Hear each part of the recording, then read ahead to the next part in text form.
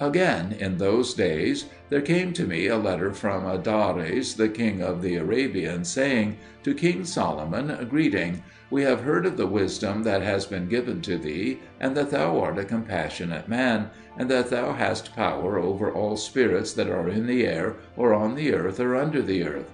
Now be it known to thee that there is a destroying spirit in this land. For every day at dawn there arises a wind which blows for 3 hours, and it is so venomous that every one on whom it blows dies, and it kills the cattle also. Now therefore we entreat thee in thy wisdom to devise some means, and if it may be, send us a man who can capture the spirit.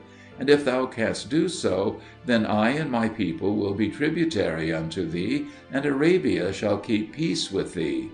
And we beseech thee, make not light of our petition, for we are in a great strait. And so farewell.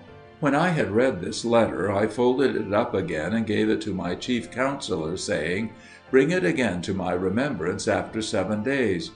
Then I thought upon the matter, and after the 7 days I called one of my servants and said to him, Make ready a camel, and get an empty wineskin.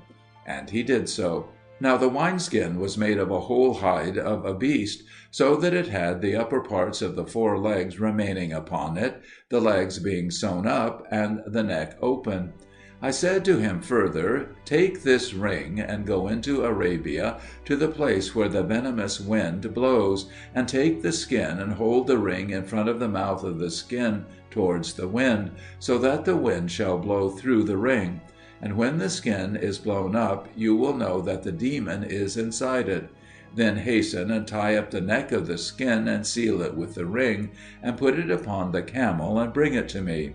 But if on the way the demon promise you gold and silver and treasures to let him go, see that you do not obey him, but rather make him reveal to you where the treasures are hid, and mark the places, and come on to me. Now go, and good success be with you. So my servant set out, and came to Arabia, and the men of the country doubted much whether he could capture the spirit. But when the day was dawning, even the first day after his coming, he rose up and set the skin with its mouth towards the wind, and laid the ring in the mouth of it. And the wind blew through the ring, and entered into the skin, and puffed it up. And the man caught the neck of the skin, and closed it, and sealed it with the ring in the name of the Most High. Then he abode yet 3 days in the place to make trial of his success. But the poisonous wind blew no more, so that all the Arabians were assured that the demon was safely shut up. And they rejoiced greatly, and gave him many precious gifts, and did him great honor. And when he set forth to come back to me, they accompanied him to their borders. So he brought the skin back to Jerusalem, and put it in the midst of the temple.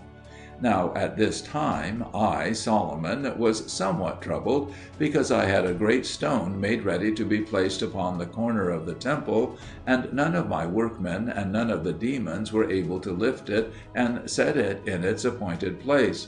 But I was exceedingly desirous to put it there, because it was of such beauty and excellence.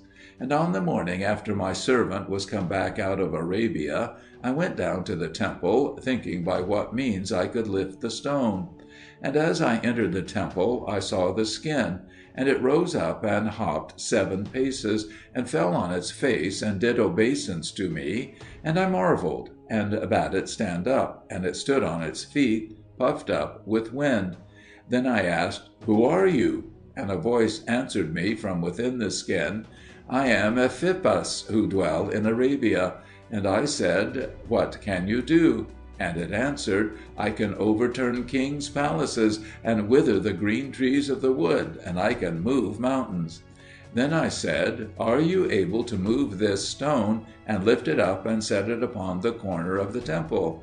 And it said, Not only can I do so, O king, but if I have the demon that is in the Red Sea to help me, I can bring up the great pillar that is there, and set it in whatever place you command. So I said, Lift up the cornerstone.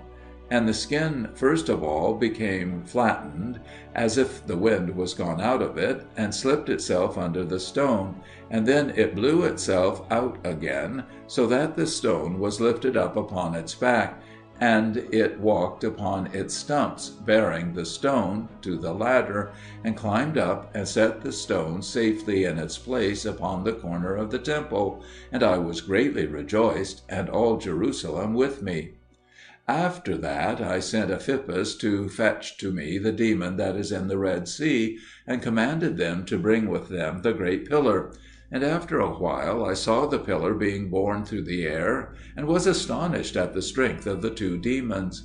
And when I considered with myself how mighty they were, and how they could shake the whole world in a moment of time, I feared to let them go.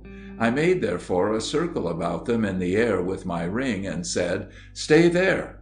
And the demons stayed, holding the pillar sloping between heaven and earth, and there they are to this day. And if any one looks, he can see the pillar sloping in the heavens, but the demons he cannot see. But when they let fall the pillar, then will be the end of the world. And if any one looks, he can see the pillar sloping in the heavens, but the demons he cannot see. But when they let fall the pillar, then will be the end of the world. And if any one looks, he can see the pillar sloping in the heavens, but the demons he cannot see. But when they let fall the pillar, then will be the end of the world.